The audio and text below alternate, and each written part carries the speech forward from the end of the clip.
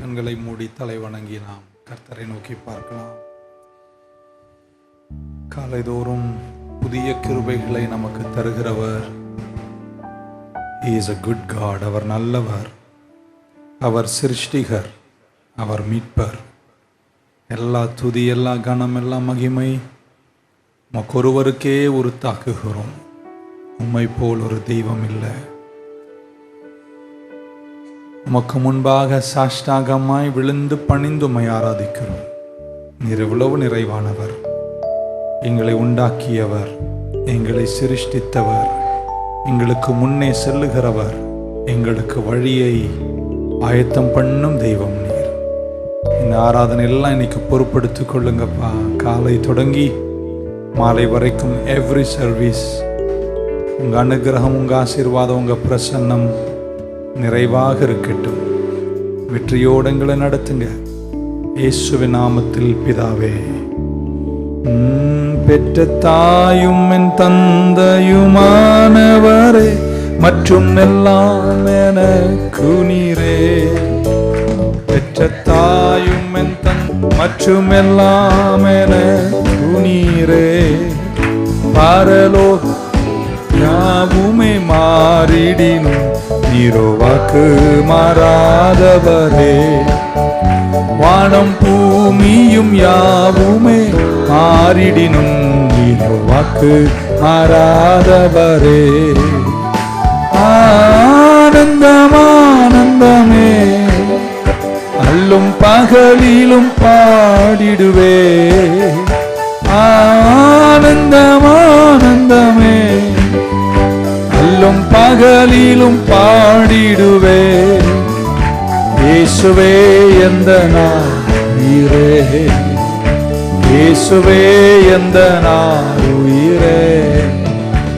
உயர் அடைக்கலத்தில் என்னை வைத்தவரே, உந்தன் நாமத்தை நம்பிடுவே. உயர் அடைக்கலத்தில் என்னை வைத்தவரே, உங்க நாமத்தை நம்பிடுவே. உம்மை அல்லாதி பூமியில் யாரையும் நம்பிடு உயிருள்ள தெய்வமே நீ. உம்மை அல்லாதி பூமியில் உயிருள்ள தெய்வமே நீ. ஆனந்தம் ஆனந்தமே, அல்லும் பகலிலும் பாடிடுவே. ஆனந்தம் ஆனந்தமே, அல்லும் பகலிலும் பாடிடுவேன். இயேசுவே எந்த உயிரே, இயேசுவே எந்த உயிரே. எந்தன் சிருஷ்டிகரே, உம்மை நினைத்திடவே தந்த வாலிப நாட்களிலே. உம்மை நினைத்திடவே தந்த வாலிப நாட்களிலே. இந்த மாய உலகத்தை வெறுத்திட பரிசுத்த ஜீவியமே. இந்த மாய உலகத்தை வெறுத்திட பரிசுத்த ஜீவியமே.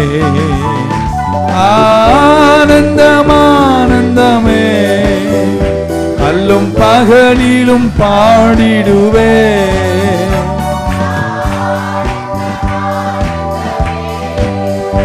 அல்லும் பகலிலும் பாடிடுவே.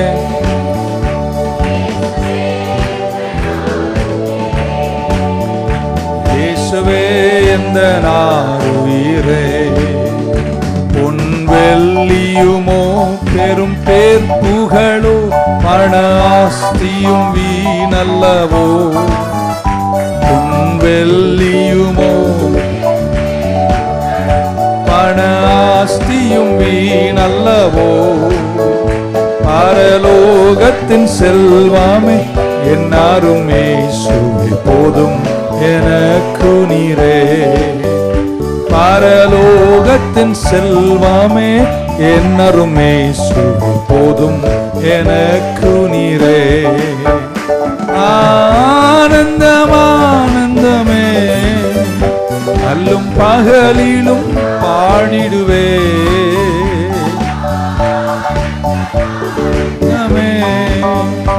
அல்லும் பகலிலும் பாடிடுவேன். இயேசுவே இயேசுவே இந்த நாளுயிரே, இயேசுவே இந்த நாளுயிரே, எந்த அன்புள்ள ஆண்டவர் இயேசுவை நான் உந்தன் நாமத்தை நம்பிடுவே. எந்த அன்புள்ள ஆண்டவர் இயேசுவை நான் உந்தன் நாமத்தை போற்றிடுவே. உம்மை போல் ஒரு தேவனை பூமியில் அறிந்திடும் உயிருள்ள,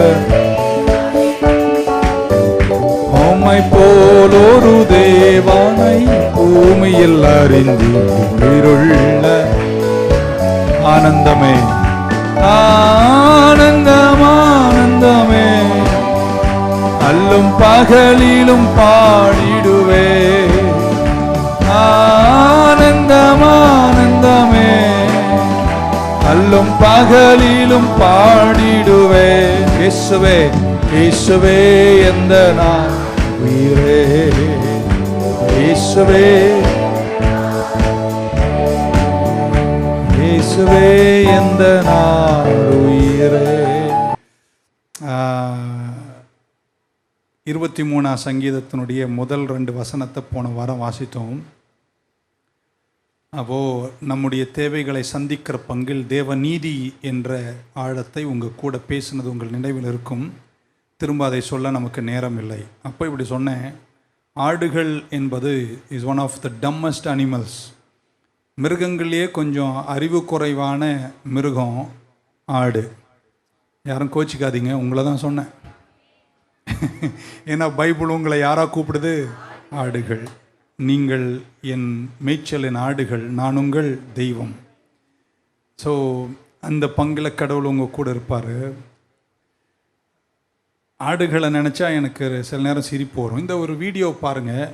ஆடுகள் எப்படின்னா அது அப்படி தான். ஒரு நிமிஷம் பாருங்கள், ஜஸ்ட் வாட்ச் தட் வீடியோ. எல்லோரும் ஸ்க்ரீனில் பாருங்கள். அது மாட்டிக்கிச்சு, கஷ்டப்பட்டு ஒருத்தர் தப்ப வைக்கிறாரு, குழியிலேருந்து தூக்கி எடுக்கிறாரு, எடுத்துட்டு அது வெளியே விட்டுறாரு. அது ஓடி போய் திரும்பவும் குழியில் இருந்துச்சு. ஆமேன். பக்கம் சொல்லுங்க, என்னை பற்றி தான் சொல்லுது. இன்னும் ஒரு அமைதி நிலவச்சு பாருங்கள்.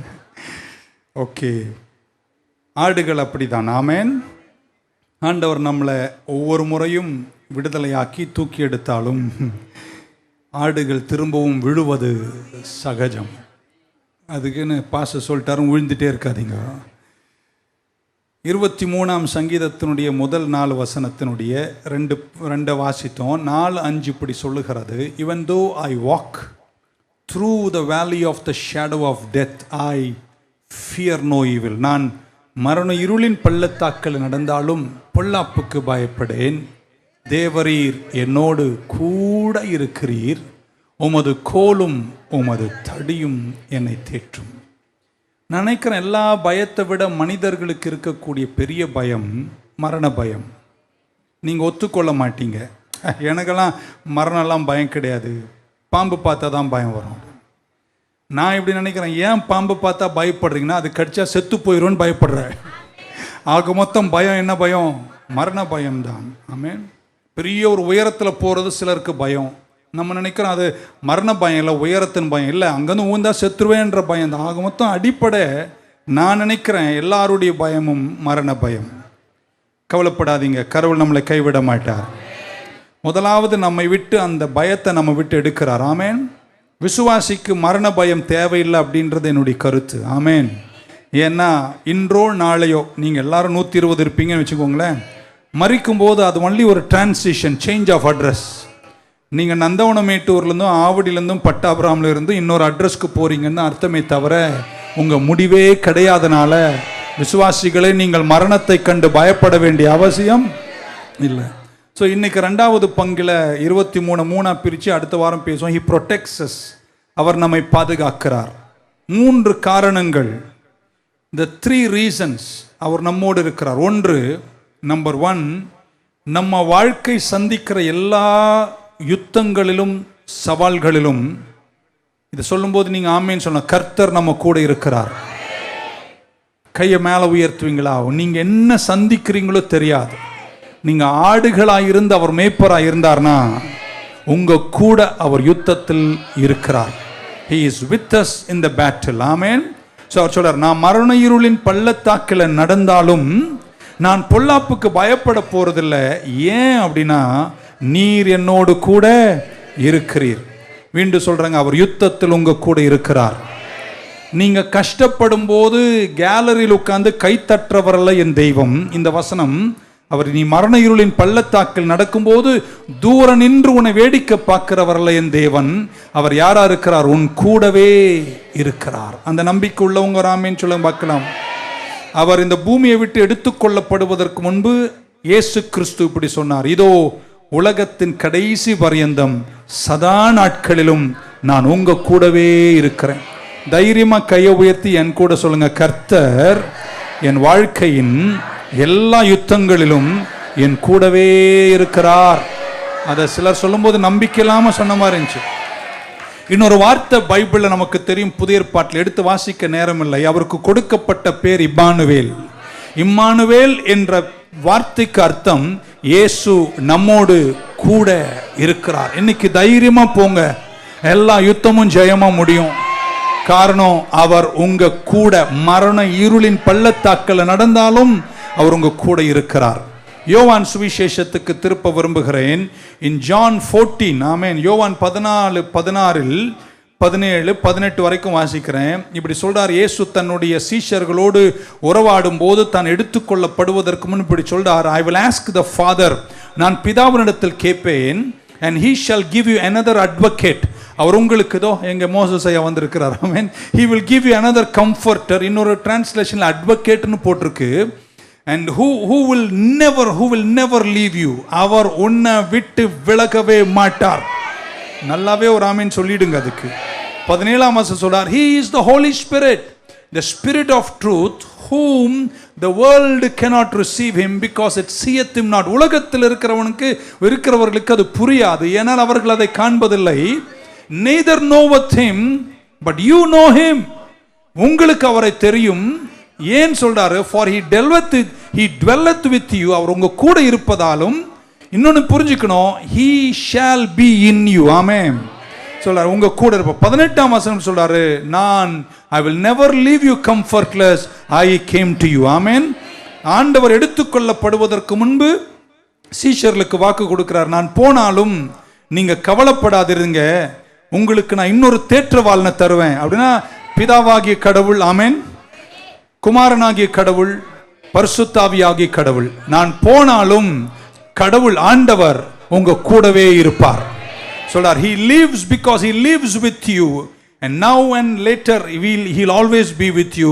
நான் உங்களை ஒரு நாளும் கைவிட மாட்டேன், உங்ககிட்ட விலக மாட்டேன்னு பைபிள் நமக்கு சொல்லுகிறது. ஆமென். 3 வருஷம் கூட இருந்து அவர் பிரியும் போது சொல்றாரு, நான் போனாலும் உங்க கூட ஒருத்தர் அனுப்புவேன், அவர் கடவுள், அவர் பரிசுத்தாவியானவர், அவர் உங்க கூடவே இருப்பார். வலது கை உயர்த்தும் போது இயேசுவின் நாமத்தில் உங்களை பார்த்து சொல்றேன், என்ன சவால் சந்திக்கிறீங்களோ தெரியாது, என்ன பள்ளத்தாக்கோ எனக்கு தெரியாது, என்ன யுத்தங்களை சந்திக்கிறீங்களோ தெரியாது, கர்த்தர் உங்க கூடவே இருப்பார். பக்கத்தில் 2 பேரை தட்டி சொல்ல, அவர் எங்க கூடவே இருக்கிறார். சொல்லும் போது இருக்கிற மாதிரி சொல்லுங்களேன். கொஞ்சம் விழுந்து போன இந்த உலகத்தில் சில நேரம் சிலர் எப்படின்னா, அவர் சீக்கிரம் வருகையில் வருவார் வருவார் வருவார் வருவார் வருவார் கண்டிப்பா வருவார். ஆமென். வருவார் நம்புறவங்களும் அவர் அல்லே சொல்லுங்க பார்க்கலாம். அவர் வருவார்னு தான் பைபிள் சொல்லி இருக்கு. ஆனா அவர் வருவார்னு ஏங்கி தவிச்சு உடஞ்சி கவுந்தெல்லாம் நான் போக போறதில்ல. ஏன்னா அவர் வரும்போது வருவாரு. ஆனா அவர் வர வரைக்கும் இந்த பூமிக்குரிய வாழ்க்கையில என் கூடவே அவர் இருக்கிறார். ஏங்க, அவர் கூடவே இருக்கும்போது ஏதோ ஒரு வருகைக்காக வருவார், அது நிச்சயம் வருவாரு. ஆனா அதுக்காக ஏங்கி உடைஞ்சு வாழ்வதல்ல. அவர் என் கூட இருக்கிற இந்த வாழ்க்கையையும், மரணமோ வருகை எது முந்தினாலும் அது வரைக்கும் என் கூட இருந்து என்னை நடத்துகிறவர் கூட இந்த வாழ்க்கையை சந்தோஷமாய் நான் வாழ்வேன் என்று சொல்றவங்க இருந்தா ஒரு ஆமென் சொல்ல மாட்டீங்களா? இன்னைக்கு இயேசு வந்தாலும் சந்தோஷம் சொல்றவங்க, 100 வருஷம் பின்னாடி வந்தாலும் சந்தோஷம், ஏன்னா இந்த பூமியில நான் தனியாக அல்ல, நான் மரண இருளின் பள்ளத்தாக்கில் நடந்தாலும் தேவரீர் நீர் என்னோடு கூட இருக்கிறீர். அதை புரிஞ்சிருந்தா ஒரு ஆமேன்னு சொல்ல மாட்டீங்களா? அதுக்கப்புறம் சொன்னார், என் கோலும் தடியும் உங்களை தேற்றும். கோலுன்னு தடின்னு பார்த்தாலே தடினா அடி. ஆனா அவர் சொல்றார், இந்த கோலும் தடியும் உன்னை அடிக்கும்னு சொல்லவே இல்லை, நம்மால் தான் அடிக்கிறான். The rod and the staff they comfort me. ஆடுகளே, தடியும் கோலும் அடிப்பதற்கல்ல, உன்னை தேற்றுவதற்கு. இப்படி சொல்லிடுற நமக்கு நேரம் இல்லை. கோலும் தடியும் ஆடுகளை அடிப்பதற்கல்ல, ஆனா ஆடுகளுக்கு சவாலாய் வருகிற ஓநாய்களை அடிப்பதற்கு. என்ன இப்படி சொல்லட்டுமா? அடிக்கிற அடியில நான் ஓநாயை சொன்னேன். இருக்கீங்களா? ஓநாய்கள் ஆடுகளை கவ்வ வரும்போது என் மேய்ப்பன் அங்க இருந்தார்னு வச்சுக்கோ, கண்டிப்பா சொல்றேங்க, அவர் வாடா என் கண்ணுன்னு தடவலாம் மாட்டாரு. நான் மீண்டும் சொல்றேன், ஓநாயை சொல்லுகிறேன், ஓநாய்க்கள் ஆடுகளை கவ்வ வரும்போது நீ ஆடாயிருந்து அவர் மேய்ப்பராயிருந்தா ஓனாக்கு அன்னைக்கு கண்ணெல்லாம் ப்ளூ ஆயிரும். இருக்கீங்களா? அப்படிதானே சொல்லியிருக்க. அவர் கோலும் தடியும் என்னை. இப்ப தைரியமா சொல்லுங்க, அவர் என் கூடவே இருக்கிறார். என்னை நெருக்கணும்னு ஓநாய் வரும்போது அவர் அங்க வந்து நிற்பார். நான் பள்ளிக்கூடம் படிக்கும்போது எனக்கு ஒரு நண்பர் இருந்தார், இப்போ பேர்லாம் மறக்க, ரமேஷ் நினைக்கிறேன். அதுக்கப்புறம் அந்த கான்டாக்ட் போச்சு, எங்கே இருக்கான்னு தெரியாது. எல்கேஜி யூகேஜியில் அது என்னன்னு தெரியாது. நான் போய் அந்த அசம்பிளி லைனில் நின்றாலே ஒருத்தன் என்னை முறைப்பான். அவனுக்கு எனக்கு ஆவாது, அது என்ன வியாதினே தெரியாது. என்ன எதை உதைக்கணும், காலில் இடிக்கணும் இப்படிலாம் தோணும். எப்படியோ இன்னொரு பையன் ரமேஷ்னு ஒரு பையன் கூட ஒரு உறவு வச்சுக்கிட்டேன். ஆமேன். அந்த இவனை கண்டு அவன் கலங்குறாங்க, அது ஏன்னா அதுக்கும் தெரியாது. ஆனால் போகும்போது அவன் காலை நீட்டும் போது, கையை நீட்டும் போது ரமேஷ்னு சொன்னா போதும், அவன் ஒழுங்கா நிற்பான். என்றது போல இந்த ஆடுகள் கலங்கி நின்று ஓநாய்க்கள் வந்து உன்னை ஏதாவது பண்ணும்போது கூப்பிடக்கூட வேணாங்க, அவர் உன்னை அறிந்து கோலும் தடியும் உன்னை அடிப்பதற்கல்ல, ஆனா ஓநாய்க்களை கண்டிப்பா அடிப்பார். பக்க சொல்ல, அவர் என் கூடவே இருக்கிறார். பாயிண்ட் நம்பர் 2, இந்த யுத்தத்தின் நடுவிலும் அவர் உங்களை ஆசீர்வதிப்பார். He will bless you in the middle of the battle. சொல்றார், மரண இருளின் பள்ளத்தாக்கில் நடந்தாலும் பொல்லாப்புக்கு பயப்படேன், தேவரீர் என்னோடு கூட இருக்கிறீர், உமது கோலும் தடியும் என்னை தேட்டும். அவர் சத்துருக்களுக்கு முன்பாக எனக்கு ஒரு பந்தி ஆயத்தம் பண்ணுகிறார். அப்படின்னா நீங்க யுத்தத்தில் இருப்பீங்க, கஷ்டத்தில் இருப்பீங்க, ஆனா அந்த கஷ்டத்தின் நடுவிலும் அவர் உங்க கூட இருக்கும்போது உங்களை அவர் அதன் நடுவில் ஆசீர்வதித்து நடத்துகிறவராய் இருக்கிறார். இந்த அனுபவம் உள்ளவங்க ஒரு ஆமீன் சொல்லி இருக்கலாம். You prepare a table before me in the presence of my enemies. ஆமென். சத்துருக்களை கண்டு, சத்ருவை கண்டு நம்ம பயப்படுகிறோம், ஆனா சத்ருவை கண்டு அவர் பயப்படுவதில்லை. ஆமென். இயேசுவுக்கு பிசாசை கண்டு பயமே இல்லை, நமக்கு சத்ருவை கண்டு பயம் இருக்கு. ஆமென் சொல்ல மாட்டீங்களா? சோ நான் பயப்படுகிறேன், அவர் பயப்படவில்லை. அப்ப நம்ம யார் கூட இருக்கணும்? அவர் கூட இருக்கணும், அவர் நம்ம கூட இருக்கணும். ஆமென். ஸோ எனக்கு அவர் ஒரு பந்தி ஆயத்தம் பண்ணி என் யுத்தங்களின் நடுவிலும் என்னை ஆசீர்வதிக்கிறார். இந்த பழங்காலத்தில் சில இங்கிலீஷ் படம்லாம் பார்க்கும்போது அப்படியே குதிரையில் வந்து வெட்டி வெட்டி யுத்தமாக நடக்கும், எல்லா இடத்துலையும் ரத்தமாக இருக்கும். பார்த்துருக்கீங்களா? அந்த மாதிரி பார்க்காதீங்க, நான் சொன்னேன்னு போயிட்டு. அந்த எல்லா இடத்துலையும் யுத்தமாக இருக்கும். அவர் அப்படி எல்லாரையும் வெட்டி சாய்ச்சிட்டு அவர் மட்டும் வீராதி வீரராக குதிரை மேலே நிற்பார். திடீர்னு ஒருத்தன் அந்த செத்து போன ரத்தத்திலிருந்து ஒருத்தன் எழுதி குத்த வரும் பாருங்க, இவர் திரும்பி கூட பார்க்காமலே குத்திடுவார். ஆமாம், பார்த்ததில்லை உங்களுக்கு? ஓகே. நான் என்ன திரும்பி கூட பார்க்கல, ஆனால் அவன் எழுந்தான்னு அவருக்கு தெரிஞ்சு ஒரே ஒரு குத்து, அவரும் காலி ஆகிடுவார் என்ற மாதிரி. உங்கள் கூட இவருக்கே குதிரை மேலே அவ்வளோ இருக்குன்னா உன் கூட இருக்கிற சர்வ வல்லவர் உன் யுத்தங்களுக்கு நடுவில் உனக்கு ஒரு பந்தி ஆயத்தம் பண்ணுவார். இவனு கொஞ்சம் ஆழத்தை சொல்லிட்டு முடிச்சிடறேன். மத்தேயு சுவிசேஷம் 6ஆம் அதிகாரத்தின் 6ஆம் வசனத்தில் பைபிள் இயேசு இப்படி சொன்னாரு, நீங்கள் ஜெபிக்கும் போது, but when you pray enter into thy closet, உங்களுடைய அறை வீட்டுக்குள் பிரவேசித்து உன் கதவை பூட்டி அந்தரங்கத்தில் இருக்கிற உன் பிதாவை நோக்கி ஜெபம் பண்ணு, அப்பொழுது அந்தரங்கத்தில் இருக்கிற உன் பிதா வெளியரங்கமாய் உனக்கு பதில் தருவார். இந்த யுத்தத்தின் நடுவில் 2 விஷயங்கள் நமக்கு செய்யணும். ஒன்று பிரைவேட்டு, ஒன்று பப்ளிக்கு. ஒன்று அறைக்குள் சென்று நீங்கள் தேவனோடு கூட உறவாடி நீங்கள் ஜெபிக்க கற்றுக்கொள்ளணும். அப்பொழுதெல்லாம் கர்த்தர் உங்களுக்கு வெற்றியை தருவார். ஆமென். இப்படி சொன்னா நீங்க புரிஞ்சுப்பீங்க. ஏன் எனக்கு யுத்தங்கள் வரும்போது, எனக்கு எதிரடைகள் வரும்போது, வாழ்க்கையில கஷ்டங்கள் வரும்போது நான் பயப்படுவதற்கு என்ன காரணம்னா, நான் மேஜையில் அமர்வதில்லை. மீண்டும் சொல்றேன், சத்ருவை கண்டு இயேசு பயப்படுவதில்லை, நான் பயப்படுகிறேன். அப்ப யுத்தத்தில் நான் பயப்படுவதற்கு காரணம், அவர் அமர்ந்திருக்கிற மேஜையில் நான் அமர்ந்திருக்கவில்லை. அந்த மேஜையில் அமர்ந்திருக்கிற ரெண்டு விதங்கள், ஒன்று பிரைவேட், ஒன்று பப்ளிக். பிரைவேட் தான் இப்ப இயேசு நமக்கு சொன்னார், நீ உன் வீட்டின் கதவை பூட்டி, ஆமென், உன் அறைக்குள் சென்று உன் பிதாவோடு கூட நீ அமர்ந்திருந்து ஜெபித்தினா அந்தரங்கத்தில் கேட்கிற தேவன் வெளியரங்கமாய் உன் யுத்தங்களுக்கு பதில தருவார்.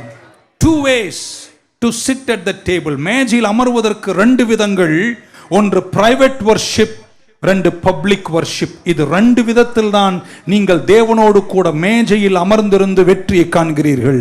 பிரைவேட் வர்ஷிப் நம்ம வாசித்தோம், மத்தேயு 6:6, அந்தரங்கத்தில் ஜெபிக்கிற ஜெபம் பிரைவேட் வர்ஷிப். பப்ளிக் வர்ஷிப், நீங்கள் துன்பப்படும் போது, புரியாத போது, கஷ்டப்படும் போது நீங்கள் எங்கே தெரியுமா போகணும்? கர்த்தருடைய வீட்டுக்கு. இப்படி சொல்லட்டுமா, இன்னைக்கு காலையில பல துன்பங்களின் நடுவுல நீங்க எங்க தெரியுமா உட்கார்ந்துருக்கீங்க? மேஜையில உட்கார்ந்துருக்கீங்க. யாரோடு உட்கார்ந்துருக்கீங்க? சத்ருவை கண்டு பயப்படாத இயேசுவோடு நீங்கள் அமர்ந்திருக்கிறீர்கள். எனக்கு நேரம் கிடைக்கும் போதெல்லாம் அவரோடு பேசுவேன். சோ ரெண்டுமே முக்கியங்க. ஒன்னு நீங்க வீட்டுல கதவு பூட்டி ஜெபிக்கணும், இன்னொன்று நீங்கள் தேவ ஜனங்கள் கூடி வருகிற தேவாலயத்துல வந்து நீங்கள் அவரோடு கூட இருக்கணும். 73ஆம் சங்கீதத்தில் ஆசாப்பினுடைய அனுபவத்தை வாசித்து காண்பித்து என் வார்த்தை முடிக்கிறேன். 73:1 இப்படி சொல்றார், truly God is good to Israel, even to such as are of a clean heart. 2ஆம் வசனம், but as for me, இஸ்ரவேலுக்கு தேவன் நல்லவராக இருக்கிறார், ஆனால் எனக்கோ என் பாதங்கள் வழுக்கிட்டு நான் கஷ்டப்படுகிறேன் அப்படின்னு சொல்றார். 3ஆம் வசனம் சொல்றாரு, நான் அக்கிரமக்காரனை கண்டேன், I was envious at the foolish. அவன் நல்லா இருக்கான், துரோகம் பண்றவன் நல்லா இருக்கான், அவன் அக்கிரமக்காரன் செழிக்கிறான் அப்படின்னு பல விஷயங்களை சொல்லிவிட்டு இதை நான் புரிந்து கொள்ள நினைச்சேன். 16ஆம் வசனம் வரும்போது சொல்றாரு, I tried to understand this. இதை நான் புரிந்து கொள்ள விரும்பினேன். ஏன் அவங்க நல்லா இருக்காங்க, நான் நல்லா இல்லை, நான் இதை புரிந்து கொள்ள நினைத்தேன். 17ஆம் வசனம் சொல்றாரு, எனக்கு புரியவே இல்லை. until, எல்லாரும் இங்கிலீஷ் சொல்லுங்க, until. அது எது வரைக்கும் புரியலையா? நான் கர்த்தருடைய வீட்டுக்கு செல்லும் வரைக்கும் எனக்கு புரியவில்லை. நான் கர்த்தருடைய வீட்டுக்கு சென்ற பின்னாடி நான் புரிந்து கொள்கிறேன், நீதிமானை கர்த்தர் கைவிட மாட்டார், அக்கிரமக்காரன் சறுக்கலான இடத்தில் நிற்கிறான். சொல்ல மாட்டீங்களா? எத்தனை பேர் நம்புறீங்க அவர் உங்க கூட இருக்கிறார்? யுத்தத்தின் நடுவில் உங்களை ஆசீர்வதிப்பார். ஆனா நீங்க ரெண்டு விதத்தில் மேஜையில் அமர்ந்திருந்தால் உங்கள் யுத்தங்கள் ஜெயமா நடக்கும். ஒன்று, உங்கள் வீட்டின் கதவை பூட்டி அந்த ரங்கத்தில் பிதாவோடு நீங்கள் அமரவணும். இரண்டாவது, நீங்கள் தேவாலயத்தில் வந்து உங்களுக்கு புரியாத போது, கலக்கப்படும் போது நீங்கள் பிரவேசிக்க வேண்டிய இடம் கர்த்தருடைய வீடு. ஆசாப்பு சொல்றார், until I entered the sanctuary of God. அங்கே சென்ற போது ரெண்டு விதத்தில் நீங்கள் மேஜையில் அமரணும். ஒன்று உங்க வீட்டில், ரெண்டு கர்த்தருடைய வீட்டில். அங்கே வரும்போது கர்த்தர் உங்களை ஜெயமாய் நடத்துவார். ஹல்லேலூயா. எந்த ஆட்டை ஓனாய் பிடிக்கும் அப்படின்னு சொல்லிட்டு போயிடுறேன். நேற்றுக்கு போன செவ்வாய்க்கிழமை அன்னைக்கு ப்ரேயர் மீட்டிங் நடந்துச்சு. உள்ளே வந்து நல்லா இருந்துச்சு. ஏசியெல்லாம் 3-5 மணிக்கே போட்டு வச்சோம். ஒரு 6 மணிக்கெல்லாம் உள்ளே இருக்க முடியல, அண்ணல் வேவுது. அதுக்கு நடுவில் ஒரு சகோதரியை பார்த்தேன். அங்கேருந்து வந்து அங்கெல்லாம் கூட்டம், அவங்க லேட்டாக வந்திருக்காங்க. அவங்கள தள்ளி இவங்கள தள்ளி அவங்கள தள்ளி இவங்கள தள்ளி நானும் பார்த்துட்டே இருக்கேன். அது எல்லாரையும் தள்ளுது. தள்ளி தள்ளி தள்ளி தள்ளி தள்ளி நேராக வந்து அந்த கேமராக்கு பின்னாடி நடுவில் உட்காந்துச்சு. இதை பார்த்தோன்னே தான் எனக்கு ரொம்ப சந்தோஷமாயிடுச்சு. அப்படின்னா இந்த ஆடுங்கன்னா அப்படி தான் இருக்கணுங்க. இந்த ஓனாய்க்குன்னா அங்கே வந்து நிற்கும்போது அங்கே போய் கேட்டான் நின்று ஈன்னு அதை கவிட்டு போயிடும். நீங்கள் எங்கே திரும்ப இருக்கணும், ஒவ்வொரு ஆட்டையும் தள்ளிட்டு. அது எனக்கு ஒரு நல்ல இல்லஸ்ட்ரேஷனாக தெரிஞ்சுது. எல்லாரையும் தள்ளி அவங்கள தள்ளி இவங்கள தள்ளி அவங்கள தள்ளிட்டு நேராக நடுவில் ஒன்று உட்காந்துச்சு. இப்போ நான் கேட்குற, ஓனா வருவியா நீ? புரியல இல்லாத நாடகமே உங்களுக்கு. நீங்கள் ஓரமாக நின்றுட்டு அங்கே ஹேன்னு இருந்தீங்கன்னா அந்த வழியாக வர ஓனா கழுத்தை பிடிச்சி இழுத்துட்டு போயிடும். ஆனால் மந்தைக்கு நடுவில் இருந்தீன்னு வச்சுங்கோ, ஆமேன்னு சொல்வீங்கன்னு பார்த்தேன் நான். அங்க கர்த்தர் உங்களை பாதுகாப்பார். உடனே சொல்ல மாட்டீங்களா? ஆமென். பூனைக்குட்டி வளர்த்தவங்களுக்கெல்லாம் ஒரு அனுபவம் இருக்கும். அதுக்கு இருக்கிற சுபாவம் என்னன்னா, காலை உருமிகிட்டே இருக்கும். ஒரு வீட்டில் போனால் உருமுது. அந்த அம்மா சொல்லுது, அந்த பூனைக்கு உங்களை ரொம்ப பிடிக்குங்க. அப்படி எனக்கு பிடிக்காது. பட் ஆண்டவரோடு நம்ம கிட்ட உருமி இருந்தா ஓநாய்க்குள் உன்னை கவ்வ இயலாது. கர்த்தர் யுத்தத்தின் நடுவிலும் உங்களை ஆசீர்வதிப்பார். எத்தனை பேர் அந்த ரங்கத்தில் இருக்கிற பிதாவோடு அறையை பூட்டி அவரோடு இருப்பீங்க மேஜையில்? இன்னொன்று, தேவாலயத்தில் கர்த்தருடைய சமூகத்தில் இருந்தா கர்த்தர் உங்களை பாதுகாக்க வல்லவராயிருக்கிறார். And third thing, and I will finish, he refreshes us in the battle. அவர் யுத்தத்தின் நடுவிலும் நம்மை தேற்றுகிறார், நம்மளை ரீஃப்ரெஷ் பண்ணுகிறார். எப்படி பண்ணுகிறார் சொல்றார், அவர் உன் தலையை எண்ணெயினால் அபிஷேகம் பண்ணி உன் பாத்திரத்தை வழிந்தோட செய்கிறார். பரிசுத்த ஆவியானவர் என் கூட இருக்கிறார், என்னை தேற்றுவார், என்னை ரீஃப்ரெஷ் பண்ணுவார், எனக்கு ஸ்ட்ரெங்க் தருவார். அவர் சும்மா துளி எண்ணெயெல்லாம் தருகிறவர் அல்ல, உன் பாத்திரம் வழிந்து ஓடும். கையை மேலே உயர்த்த மட்டும் சொல்கிறேங்க, எவ்வளோ நெருக்கடிகள் இருந்தாலும் அது நடுவில் அவர் உங்கள் மேய்ப்பராக இருந்தால் ரீஃப்ரெஷ் பண்ணுவார், ஸ்ட்ரெங்க் தருவார். ரீஃப்ரெஷ் பண்ணுவார், ஸ்ட்ரெங்க் தருவார். 31 வருஷம் இந்த ஊழியத்தில் நிறைய நாள் ஊழியமே வேணான்னு நினைச்ச போதிலும் ஞாயிற்றுக்கிழமை இங்கே நிற்கும் போது யாருக்கும் புரியாத ஒரு பலனை தந்து எனக்கு துன்பமே இல்லாதது போல பிரசங்கம் பண்ண கடவுள் கிருபை கொடுத்தாரே. He will refresh you. He will strengthen you. ஒரு 3 முறை சொல்றேன் நல்லா, ஆமென். He will refresh you.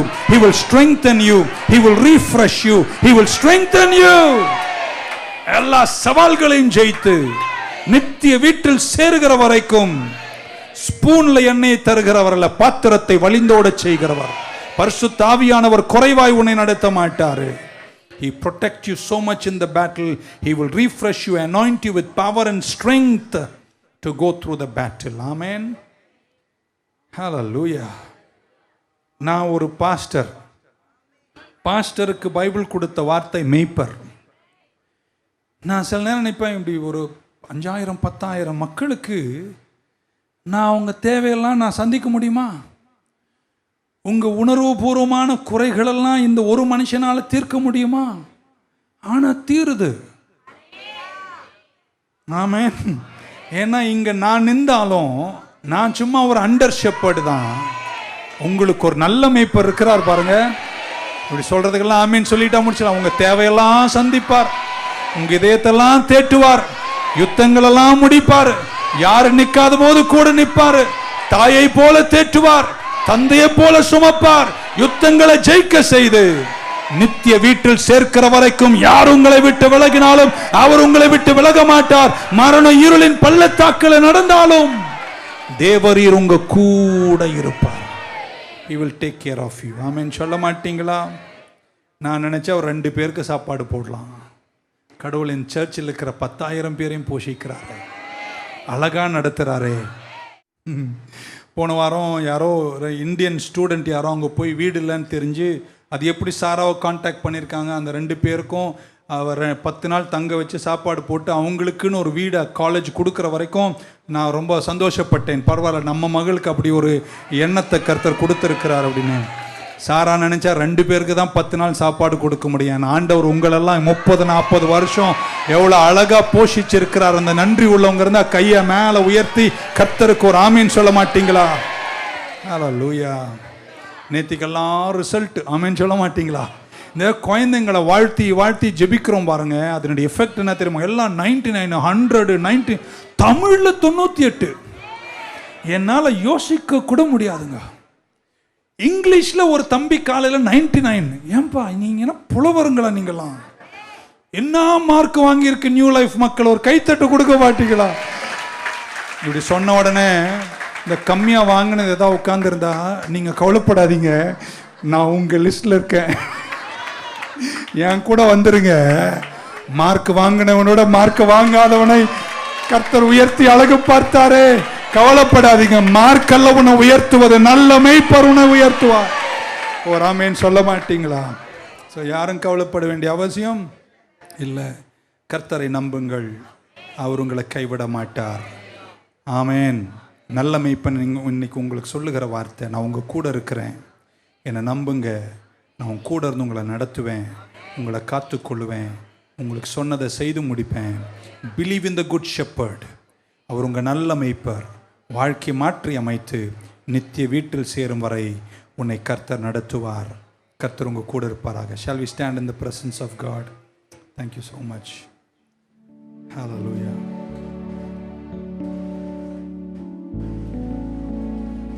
சீக்கிரமா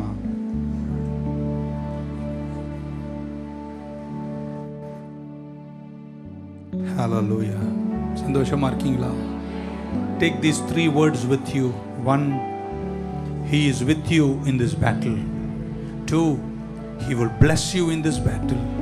Number 3, He will refresh you in this battle. தைரியமா இப்ப பக்கத்துல செய்தி கேட்ட பின்னாடி சொல்லுங்க, நான் அந்த கரையில சேர்ற வரைக்கும் சோரவே மாட்டேன். ஏன்னா அவர் என் தலையை எண்ணெயினால. எவ்வளோ தூர பயணங்கள், கர்த்தர் நம்மளை கைவிடலை. உங்களை எல்லாரையும் பார்க்கும்போது நான் அப்படி தான் சொல்கிறேன், ஓரமாக நிற்காதுங்க, உள்ளே வந்துடுங்க.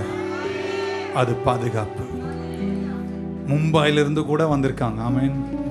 God will be with you.